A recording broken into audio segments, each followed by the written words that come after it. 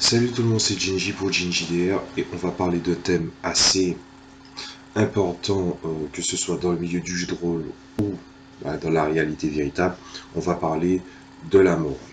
Mais avant, je tiens à signaler que la plupart des vidéos que je fais généralement sont souvent assez grandes, hein, et c'est surtout parce qu'il y a beaucoup de choses à en dire et que j'essayais de condenser le plus possible et je me rends compte que ce n'est pas possible. Donc cette vidéo sur le thème de la mort va essayer de faire moins de 15 minutes et que ça va probablement revenir à plusieurs reprises. Donc je ne vais pas l'appeler la mort partie 1, mais je vais parler du domaine de la mort dans le JDR. Et ensuite je vais étendre euh, le sujet par la suite dans des vidéos ultérieures qui ne vont pas nécessairement se suivre. Donc voilà. Donc, comme je l'ai dit il y a tout juste un instant, la mort, c'est un sujet important dans les deux côtés, mais pour autant, dans le milieu du jeu de rôle, dans le côté ludique, le jeu de rôle se différencie dans la plupart des autres formes de jeux, comme du wargame et les différentes catégories de jeux vidéo, dans le simple fait que, ou dans d'autres jeux, tout simplement par le simple fait que une créature ou quelque chose meurt, finalement, ce n'est pas gênant, sauf que dans le milieu du JDR, en tout cas pour les joueurs, pour un personnage, pour leur personnage, ils meurent, ils n'ont pas de continu, ils n'ont pas de vie. Donc une fois qu'ils ont toutes les conditions sont requises pour que leur personnage finisse par mourir, ça finit par survenir et souvent au moment opportun ou inopportun. La mort est la seule chose qu'on ne peut pas contrôler. euh, donc ça c'est quelque chose qui semble être une vérité. Mais je tiens quand même à souligner que par rapport aux 15 questions que j'ai posées, qu'on m'a posées par rapport sur le jeu de rôle, j'avais expliqué pourquoi je détestais les nécromanciens. Et pour moi, le fait dans certains JDR, d'action fantastique, le fait de partir en quête pour trouver un moyen de ressusciter une personne est pour moi une quête qui montre justement cet aspect de la vanité au même titre que la nécromancie. Bien sûr, dans des univers tels que Donjons et Dragons ou Pathfinder et autres, ça peut survenir qu'il y ait un élément genre, je crois que c'est un parchemin si je ne me trompe pas. Il y a des parchemins de résurrection qui sont ultra durs à trouver. Et justement parce que c'est ultra dur à trouver et que par exemple, si on ramène la rareté à son juste équilibre, et non pas par le temps utilisé en partie ou même le temps à l'intérieur de la fiction, on se rend compte que ça prend énormément de temps et que normalement, ça serait très difficile de partir en quête de résurrection. Mais pourtant, ça finit par arriver. J'ai un véritable problème avec ça, puisque ça veut dire que, pour la plupart du temps, que souvent, cette quête est motivée d'une part parce que les personnages ont beaucoup vécu de choses ensemble, hein, et veulent ramener un de leurs amis à la vie. Une quête qui peut sembler être noble, mais qui finalement banalise la mort ou la sensation de maturité au niveau du personnage. Parce que le rapport à la mort affecte vraisemblablement la maturité de n'importe quel individu.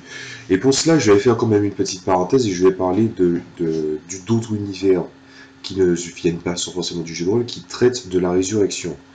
Alors, dans les MMO, les prêtres peuvent ressusciter, et ils peuvent même ressusciter les PNJ, même si les PNJ finissent par mourir, ils réapparaissent tels qu'ils étaient avant. Donc dans ce sens-là, ils sont un peu immortels, hein. C'est juste que leur cycle de renaissance est, euh, est plus ou moins revu par le système de jeu imposé par le MMO. Dans les mangas, je vais surtout parler de mangas très connus, Dragon Ball. Il y a un sujet qui a été légèrement abordé à la fin de Dragon Ball Z. Donc, pour ceux qui lisent le manga à l'arc Majin Buu, je ne sais pas si c'est présent dans l'arc Majin Buu, dans le manga papier, mais le vieux Kaioshin explique que l'utilisation de Dragon Ball n'est pas faite pour être soutenue, pour assouvir le moindre des désirs des personnes qui partent dans la quête de ces fameuses boules de cristal pour invoquer Shenron. Tout ce que j'ai à dire à propos de ça, c'est que déjà, ça, je trouve ça intéressant. Dommage que ça n'a pas été mieux exploité. Mais le fait qu'on peut ressusciter un personnage empêche une transition ou encore une fois, ce que j'appelle une maturité des personnages. Pour prendre un exemple, ce rapport à la mort va être très méta, mais méta au niveau de la lecture de Dragon Ball. Gohan a été écrit pour être non seulement le fils de Son Goku, mais surtout être son successeur. Et ça se sent encore plus à partir du moment où, après l'arc Freezer, Akira Toriyama galérait quand même à continuer. Il se disait, ben, c'est l'apogée, c'est le meilleur ennemi. C'est l'ennemi de l'histoire, c'est l'ennemi du personnage principal, c'est lui qui a tué le père du personnage principal. Et un personnage de shonen qui veut se venger son père contre une personne, ben, souvent ça montre l'échelle la plus élevée d'un arc et surtout là où il ne peut que redescendre s'il a assouvi cette vengeance. Et pourtant, on le voit dans un tournoi avec Freezer comme ça. Enfin, moi je dis Freezer parce que c'est comme ça on le dit en français, mais c'est Frieza normalement. Donc je pourrais dire les deux, ça sera pas urgent. Et le fait que les lecteurs, et je parle pas des lecteurs européens ou américains, puisque je pense qu'on on a eu les mangas différés et que les Japonais l'ont eu. Et les Japonais n'ont pas supporté le fait que Goku ne soit plus un personnage principal, après qu'il soit mort contre Cell. Et donc finalement, Gohan, on montrait plus ou moins comment sa vie allait évoluer, vu il a vécu qu'une succession de choses qui lui arrivaient dans la gueule, hein, le kidnapping par son oncle, l'arrivée des Saiyajins sur Terre, ou encore aller sur Namek pour trouver de nouvelles boules de cristal, ainsi de suite, ainsi de suite. Donc, après tout ça, ben, on avait une routine autour de la vie de Son Gohan, et finalement, quand Goku est revenu et qu'on a fini par le ressusciter, ben c'est fini, il a été relayé au second rang. Voilà. J'avais envie de parler de Dragon Ball parce que je trouve que c'est assez intéressant, surtout en matière de la mort.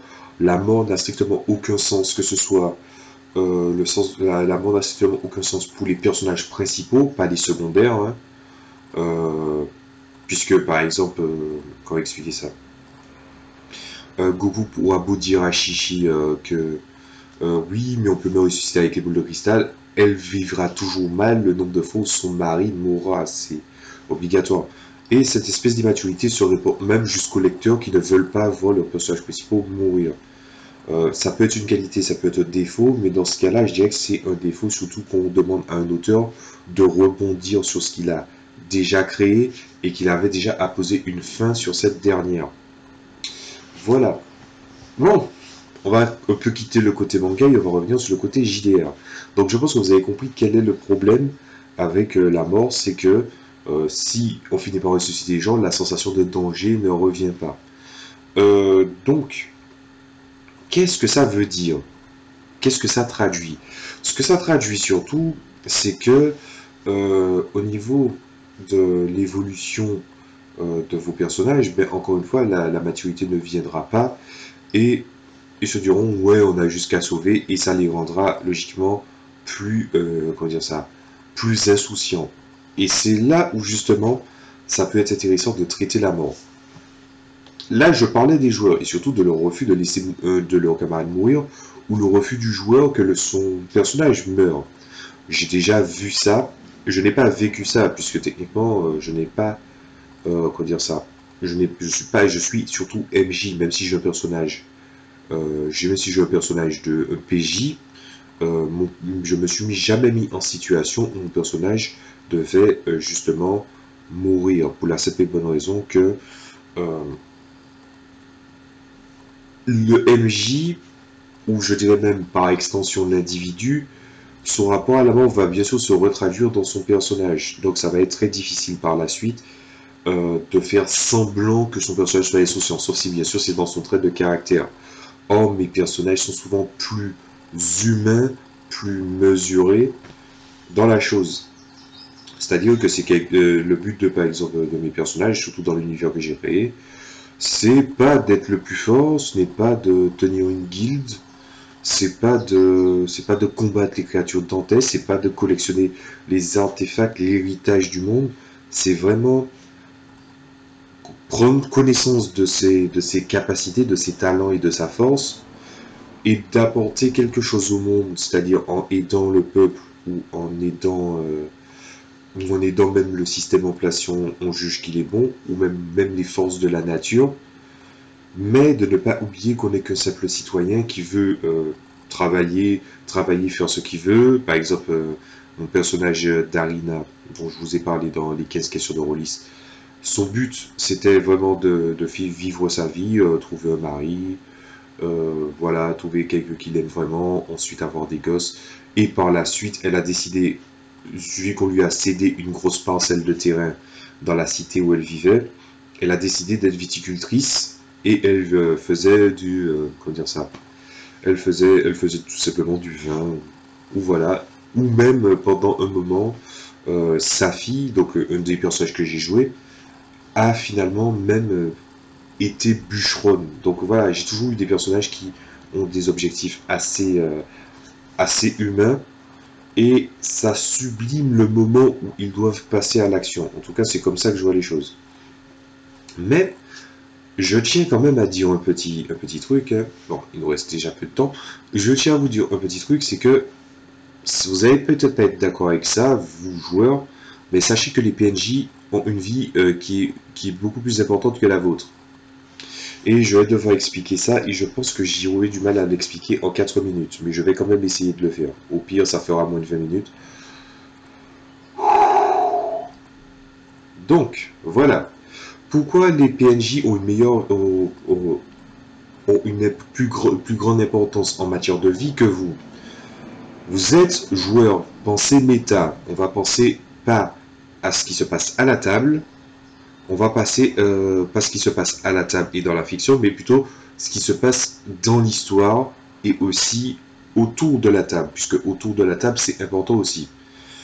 Vos personnages, ils meurent, vous faites le deuil du personnage ou pas, ou vous demandez à un personnage, à un autre personnage de oui, déjà ce genre de demande là ne se fait pas, mais ils vont, si vous apprécient, ils essaieront de ressusciter votre personnage. Grand bien leur face. Personnellement, par exemple, dans le jeu de rôle que je travaille, le ressusciter, c'est possible, mais c'est très très difficile. Et c'est un mélange de beaucoup de conditions à rassembler pour ressusciter quelqu'un. Voilà. D'ailleurs, le mot ressusciter est même un peu fort. Je dirais même je préfère dire jusqu'à ranimer. Voilà. Donc, ensuite, qu'est-ce qui vous différencie? Ben justement, une fois que votre personnage meurt, vous faites le deuil de votre personnage et vous en recréez un. En quelque sorte, ce que vous avez fait dans l'ancienne partie, c'est quand même de l'expérience de joueur. Donc finalement, vous découvrez un peu l'univers. Et sans le savoir, vous allez le faire transparaître dans votre nouveau perso. Ce que vous avez appris avant va se retraduire après.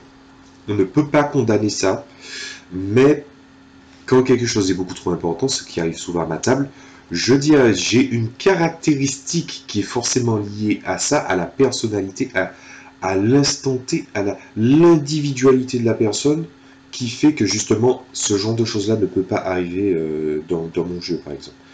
Et ça n'était pas intentionnel, et ensuite quand j'ai créé cette carac, je finis par me rendre compte que oui, ça fait très très bien le café. Donc, ce qui s'est passé, c'est que par la suite, après que vous ayez fait votre deuil, vous avez récupéré votre personnage et que vous avez une partie de la mémoire. Si vous êtes très attaché à votre campagne et que vous ne changez pas de campagne comme de chemise, forcément, le vécu que vous avez avec le personnage, que ce soit au niveau du roleplay ou au niveau des aventures rocambolesques que vous avez eues, ben normalement, vous avez un attachement vis-à-vis de cet univers. Et ça peut être beaucoup de choses.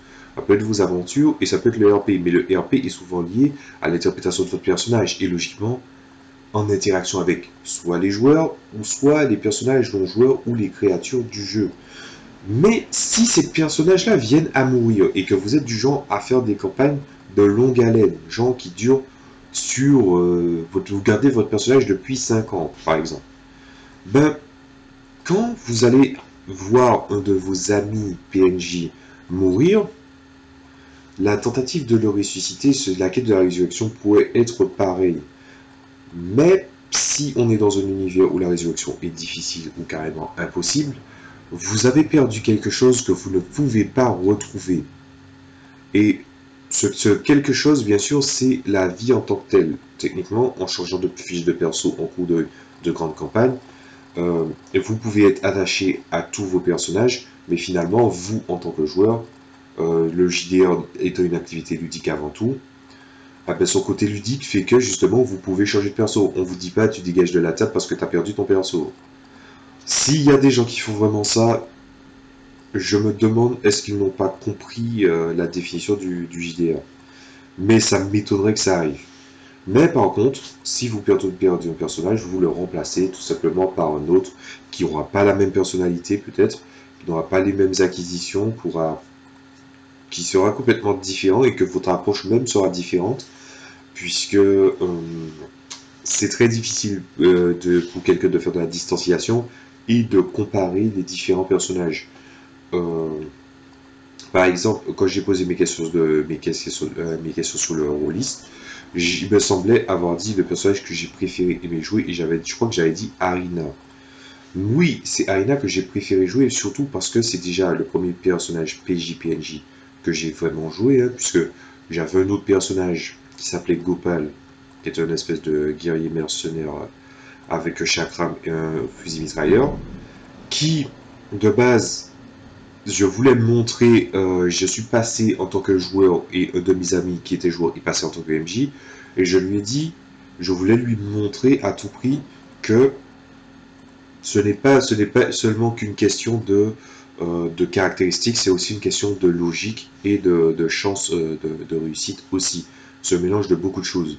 Et donc j'ai créé ce personnage-là qui ensuite est devenu un PNJ important de l'histoire, mais aussi un personnage qui apparaîtra en tant que personnage non-joueur dans mon livre de règles. Voilà, puisqu'il est assez important maintenant. Donc, au fur et à mesure du temps, le rapport avec vos personnages peut changer, mais techniquement, j'ai aimé jouer tous les personnages que j'ai joués, même ceux que je n'ai pas joués longtemps. Mais il y a toujours une préférence qui bascule souvent dans le cœur de certaines personnes.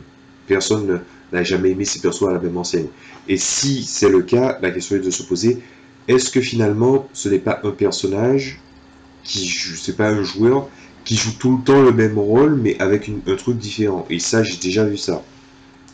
Et je le vois encore.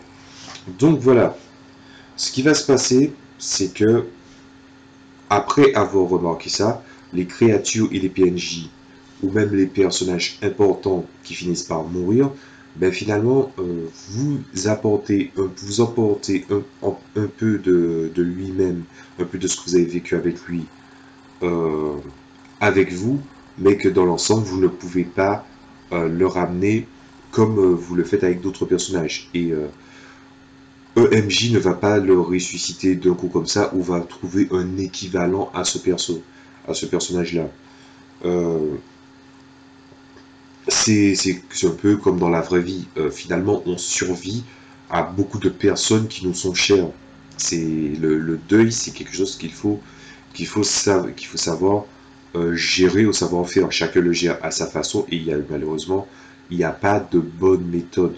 En fait, quand je dis il n'y a pas de bonne méthode, c'est que il n'y a pas la méthode. Il n'y a pas la seule. Voilà. Certains, c'est la relativisation, mais ça ne fonctionne pas toujours. Voilà. Donc, dans ce genre de cas, je tenais à rajouter un dernier truc. Ah là là, je crois que ça va faire 20 minutes. Je voulais ajouter une dernière parenthèse au niveau du jeu de rôle euh, et de la mort, mais je vais encore une fois rebasculer sur du manga avec un exemple de manga un manga que j'adore, qu'on appelle Log Horizon, qui va bien illustrer ce que je vais dire à la fin, comme conclusion. Donc, ce qui se passe dans Log Horizon, c'est qu'il y a des personnages qui jouent à un jeu qui s'appelle Elder Tale. C'est un MMO.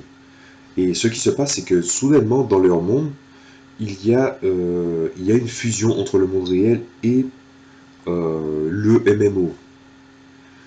C'est vrai que c'était très à la mode dans les années 2000, c'est très à la mode dans les années 2010, des gens qui vont soit dans un autre monde, soit que finalement c'est un monde virtuel dans lequel ils vont.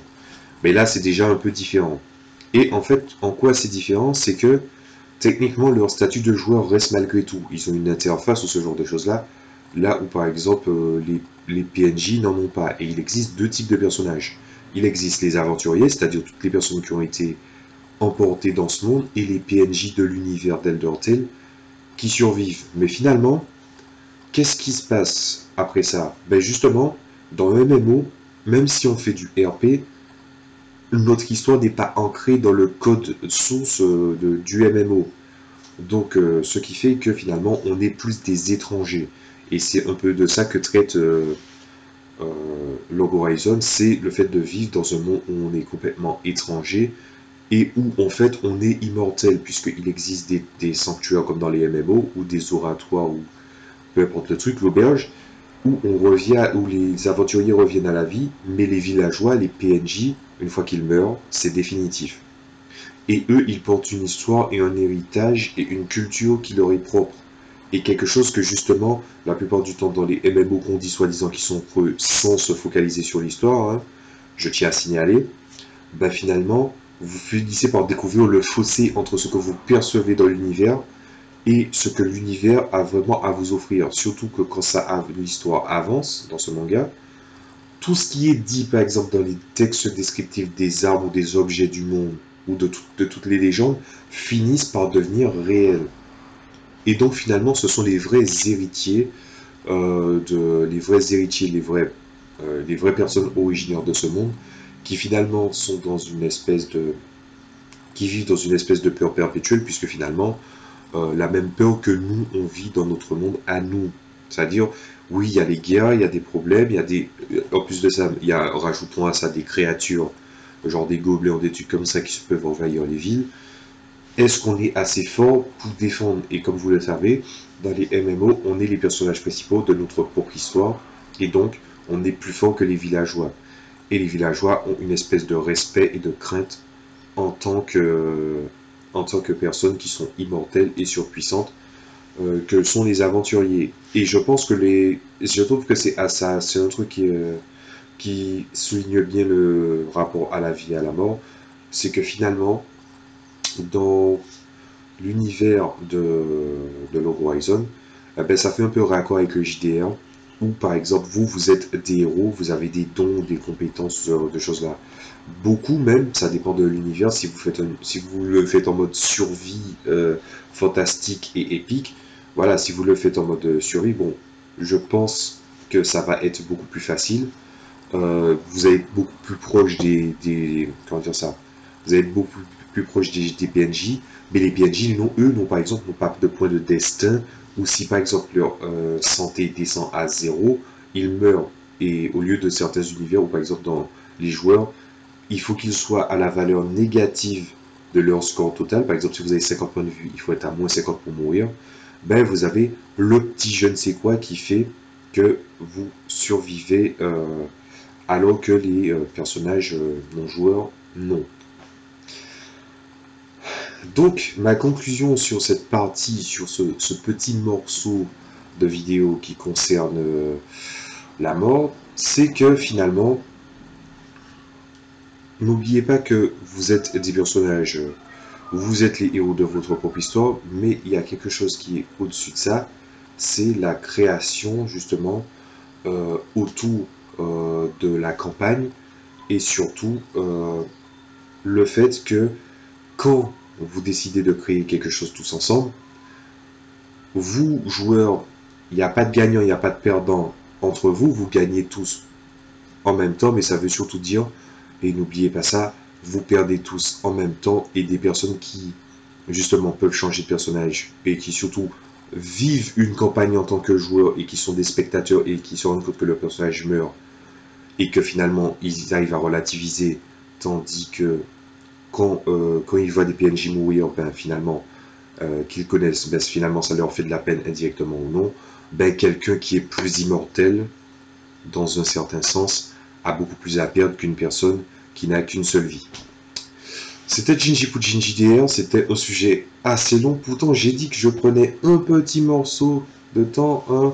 J'allais faire moins de 15 minutes, et là je suis à 25 minutes. Donc faut croire que c'est parler de la mort, c'est quelque chose de beaucoup plus difficile que ça. Donc, excusez-moi pour la grandeur de la vidéo, et je vais essayer, surtout comme là j'ai vraiment brassé très très large, je pense que les prochains thèmes autour du JDR et surtout autour de la mort, ça va être beaucoup plus spécialisé, c'est-à-dire les joueurs exclusivement, les PNJ exclusivement, et j'espère que ça vous a plu.